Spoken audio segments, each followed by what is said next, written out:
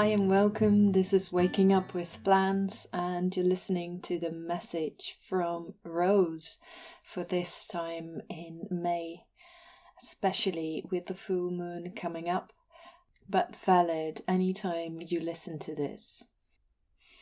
So Rose speaks to us about the alchemy of the heart. So we're going into our heart space with this message. They speak about coming back to living through the senses, to wake up in a sensual world and letting our bodily fluids flow. Stagnant waters start to smell and acids pile up, so they invite us to crease our joints with a sensual life. They ask us, do we dare live again with our hearts wide open, amongst everything, including everything? Really like, Shiva, transmuting darkness with the light that our heart presence brings.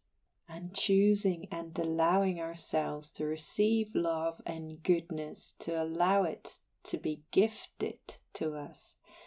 Amongst everything that is happening in this world, to be loyal to life and not get stuck or hung up on the darkness or the difficulties. So the energetics of this time, as Rose shows it to me, is that the heart energy of this planet, of our Earth, is increasing.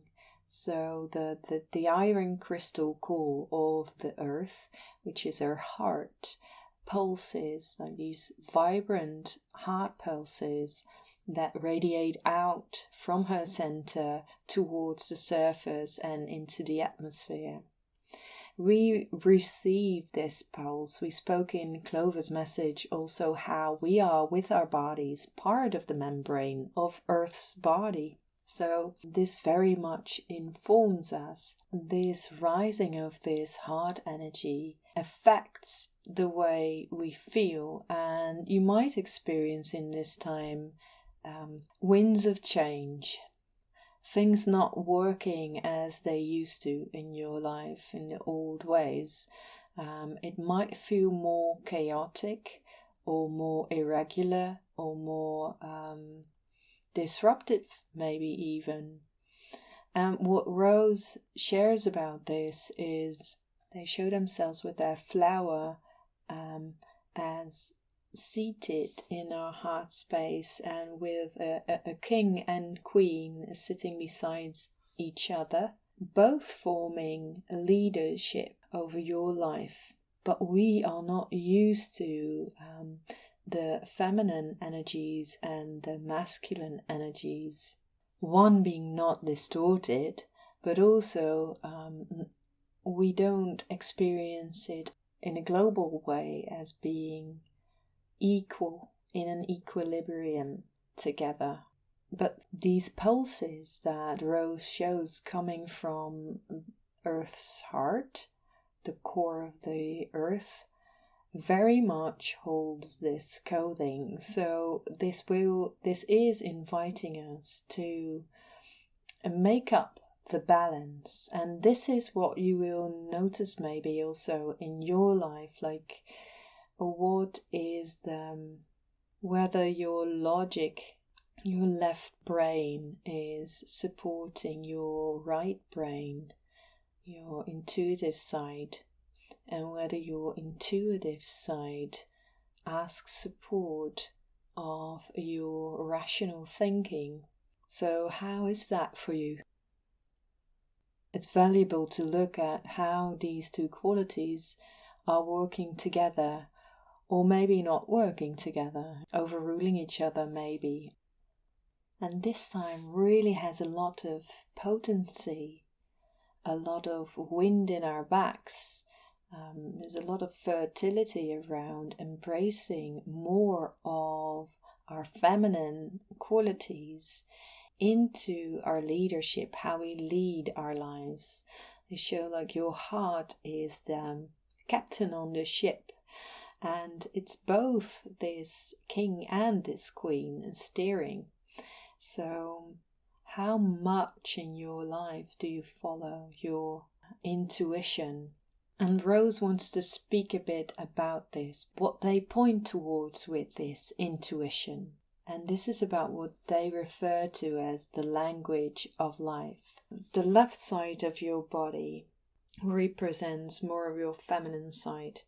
The right side of your body represents more of your masculine side. But with the brain halves, this is the other way around. And where the left side, so the sort of more masculine quality of your brain, is the expert of logical linear thinking, rational thinking, the right side is the expert of intuition or imagery. And this is what Rose is pointing towards, the invitation, but also the urgency to read life from this side. We know this language, this imagery type of language, archetypal type of language, from our dream state. In our dreams, there is a language highly based on imagery, but not purely images. It's a very sensory language happening in your dreams that's not necessarily logical. You can be in one place and then a second later in a totally different place. Different types of people may jump in, may jump out, may shape shift, and where that can seem random, Rose is really speaking to that this language is not random, is very meaningful. We're only not so trained to read this kind of language. And we're also not familiar with the fact that our right brain is sending out these images also during daytime. It happens continuously.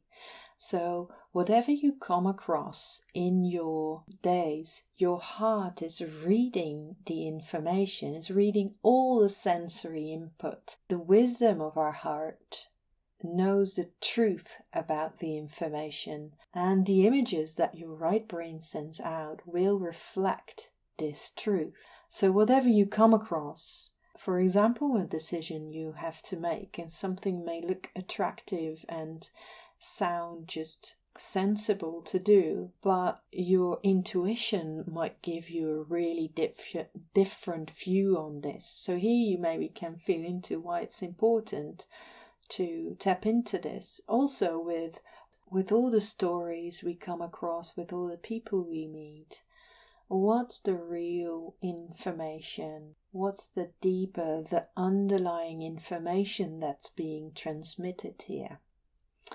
And although, this imagery can be really like a second screen that we develop during the day, what Rose points out is that even though if you're not connected to the stream of imagery, you can look at your life, your physical life, and see what images, what archetypal language is going on there. They really point out that everything has meaning. Nothing is random. A cup that breaks on the floor tells you something. The timing of a letter falling on your doorstep tells you something. Every event in your life, and like in a dream, some things feel more significant, might have more of a symbolic energy feel to them, or mythic atmosphere around them than others, but it's happening continuously. So start there in your life. Rose invites you to especially think from the period from beginning of May until now. So the beginning of May, the 1st of May, time of Beltane, this ancient feast of fertility, the fertility to conceive life. So they give you this theme as an entryway. How fertile do you feel this time? how fertile to conceive new life. How open to new things to come into your life, being manifested.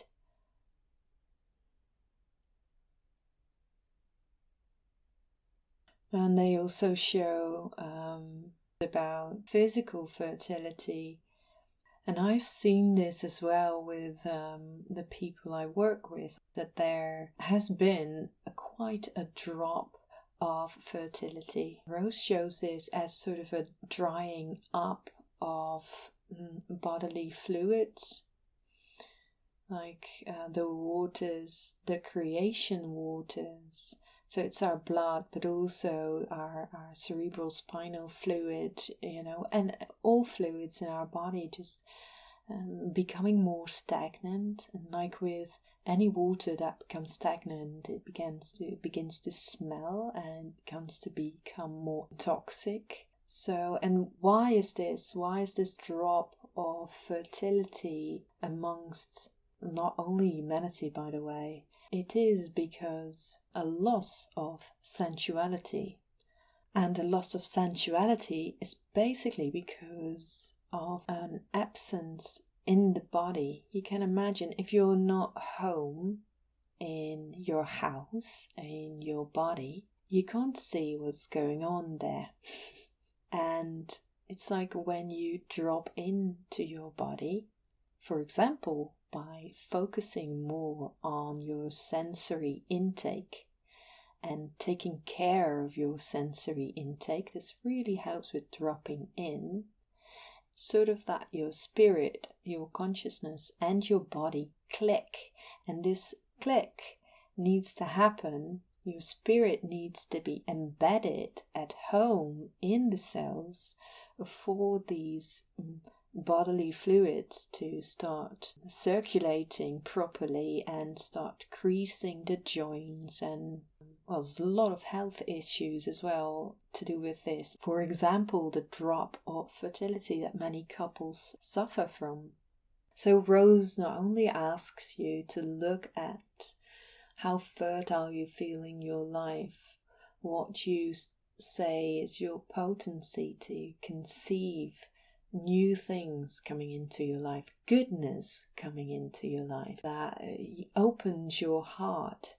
And the other inquiry that they suggest is this question of what is your sensory intake?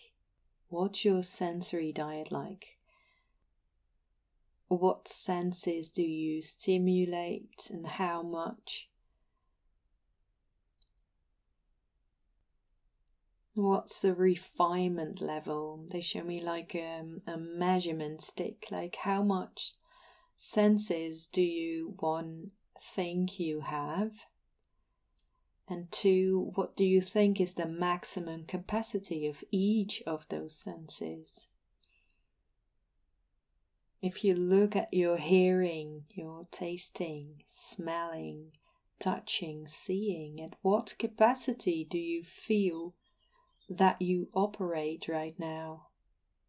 Rose really speaks about this, like with the drivers of our car.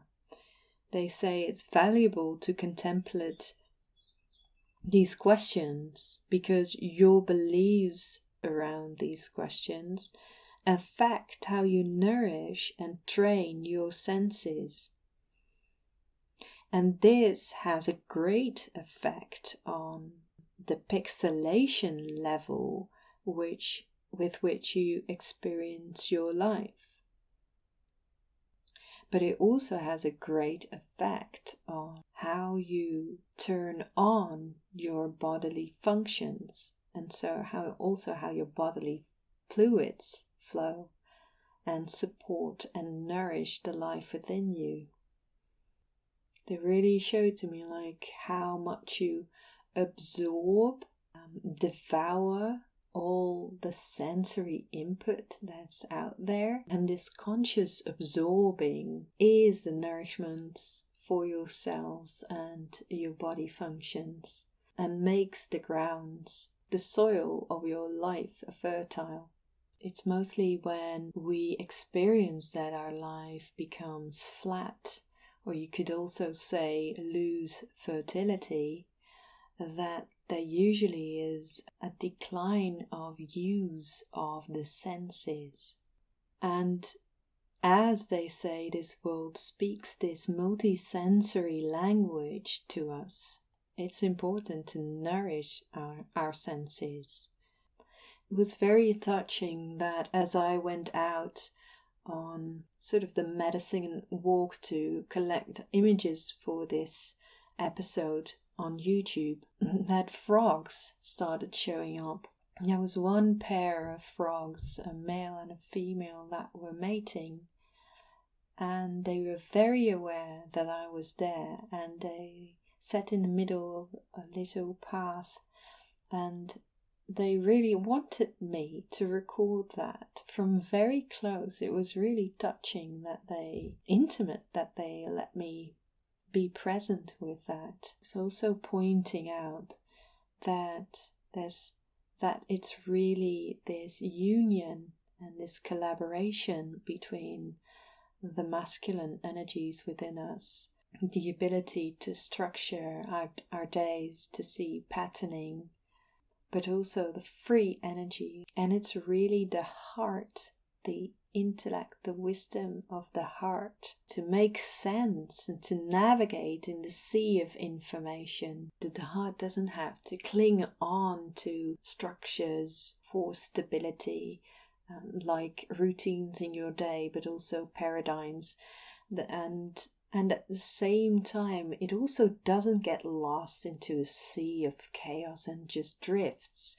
It's this most incredible search engine, so it's important to activate it and to, like Clover spoke about the field of creation, what they call the meadow. So every one of us carries our creation field around us, and it literally informs our physicality and all of our body functions. And now Rose shows the heart as the conductor or imprinter of this field. The state of your conscious heart connection is the state of your leadership over your life. Many great scientists prove a lot of this, is that the heart actually is the captain on our ship. So the heart sends out the coordinates for all of your body functions to align, so they give beat and rhythm that harmonize all the processes that go on. So this would be also a great collective capacity to have in our world today, wouldn't it? And the way you can contribute to this is by tending to your own heart. So what do you set your heart's coordinates to? What do you steer towards? When you engage with the internet, you have to type in something in the search engine. We'll refer to this as an intention. It may be a question that you want insights around. It may be something that you want to manifest in your life, something your heart longs for. So we're talking a bit in circles here. And this is really the energy of Rose. They work in a very feminine, non-linear manner. So bear with me. Just breathe into your heart and hang in there. Rose wants to speak a bit more about our heart's longings, because this is really the specialist terrain of Rose. And they show me their message for us as this rose bud, this flower head that unfolds, opens petal by petal by petal. And we spoke about this, that the earth is also supporting us in this movement to open our hearts again. And it will become increasingly more hard not to do this, to get parts of our heart that have become compromised, to keep them shut. We're really invited to go there. So they want to speak a bit about your longing. Do you know what your heart longs for? This in itself can be a great way to connect or to activate your heart, to walk with this question. What does my heart long for? And to give it some time and space and see what pops up in your days, in the language that life gives you that feels connected to this. Rose shares about this, staying present with your longings, just being a multi-sensory witness of them is a very alchemistic practice. Not to want to fulfill your longings, to look for satisfaction, just the act of staying present with the longing, becoming an explorer of all its colors, all its tastes, all the angles, all the textures, the tones. Let your imagination play with this. Rose says your collective is largely fueled by addictions, the drive for instant gratifications. And take a look at all your daily behaviors that are compulsory, that have attachments to them. I'm not okay if I haven't had my coffee, my kiss, my shower, my gym, whatever. And they ask, as a thought experiment, how many fixes need to be taken out of your life for you to feel destabilized?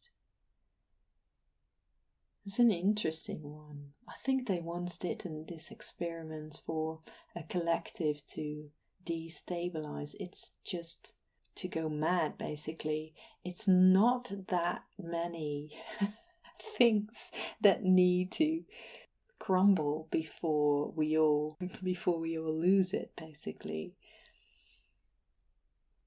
Rose goes on to say, you see, there is a need in your life for structure, but too much destabilization leads to chaos and disruption. You need to find some orientation, for example, through the routines in your life. Too much leads to overpowering, to suffocation of life flow. It's the drive to control life, to overmanage, out of fear for danger or for discomfort even. The amount of energy that is put into holding on to the status quo, to comfort in your collective, is out of control. It's taken out all of the life renewal. It's the fear for the fear. This is why disruption can be a very vitalizing function as well. They show me their thorn cutting through skin, creating a wound, so that you see blood, red blood, breaking open life flow. To disrupt the hypnotized fear state, living life like a repetitive dream, forgetting that you are the dreamer dreaming this dream, or the writer of your own living myth. You will see in these times examples of how disruption can cause growth. If it is too much, it can traumatize as well, but Rose points out that we hold on so much to the fear side of this that we forget the emergent life that it can activate. Anyone that pruned a bush can tell you this. It stimulates growth. Rose reminded me as well of this movie Chocolate, and they went with this very human association that we link also roses a lot of the time with chocolate, right? I think all having to do with sensuality. And the medicine of cacao is also a great heart opener. Anyway, this is a theme in the movie Chocolate, and it's about a female chocolatier that with her daughter comes in this little French town that's built on tranquilité, so tranquility, but too much, blindly holding on to stagnant dogmas in the hope of safety. It's very understandable, but it can be very dangerous as well, Rose says, to hold on to that too much. So in the movie you see, like in a lot of tales, that disruptions can cause growth and break open life. So maybe that offers you a different perspective to the thorns in your life, Rose says. See what life they break open. and wake you up from your own tranquilité. You're taking a look at your coping mechanisms to keep your status quo. Rose shows this again, we're weaving back and forward between masculine and feminine energies, but there's this in a distorted way. We have this leaning back, like this too much tranquility, and leaning forward, like this compulsory fulfillment of our senses, this constant stimulation that really numb the senses. Rose suggests really to go into rehab with our senses, to detox from any daily addictions by detoxing from daily compulsory behaviors or addictions. Just giving your senses too little stimulation, but also the overstimulation of the senses, is a form of abuse. Your body is organic life, and not taking care of your body is imprinting your field with a low value for life. So this really all starts with self-love and the love for our bodies. We can look around us to see this value reflected in our world. The language of life doesn't lie, does it? And when you dare to let your life fall still, Rose says you will start to see that your senses open up naturally, but in a much more refined kind of way. Life energy is, by its very nature, sensual and emergent, and your senses are designed to attune to this. You just need to trust that life is holding you, and the flow of life will bring goodness to you. If we want to experience that we're actually bathing in this life energy that really wants the best for us, we have to let go of control. And this is for our collective a very hard thing to do, because we haven't known that for a very long time. In the plant session of Rose, I will link it below if you're interested. It's a deep medicine journey with the consciousness of Rose. They really bathe you in this energy, and they also bathe you, they show it as taking a bath in rose water, also as a aromatherapy. They work a lot in this session with their fragrance. And although, this is an energy transmission, the information of their fragrance really is there and informs you. And what it activates, they show it now, especially in our hearts. Smell is connected to deep parts of our memory. And I know there's places in our brain, but they also show like places in our heart that hold very old memory. And it's not only connected to a soul's memory, they also show how, our bodies are thousands of years old. It's not just your lifetime of information that you live in.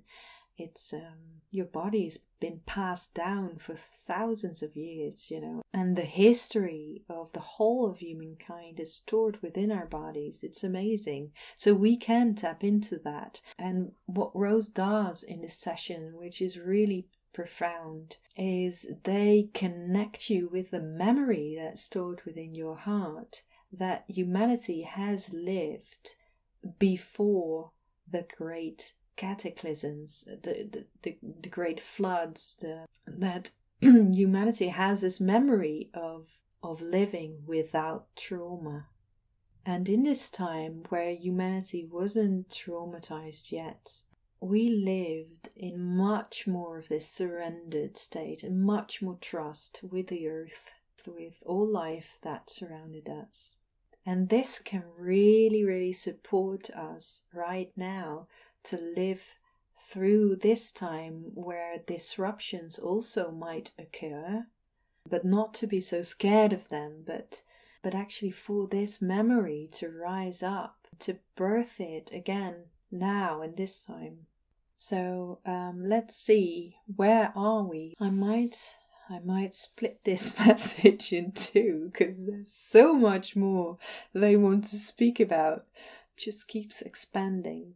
Well, I will bring this last piece for this episode from Rose for you.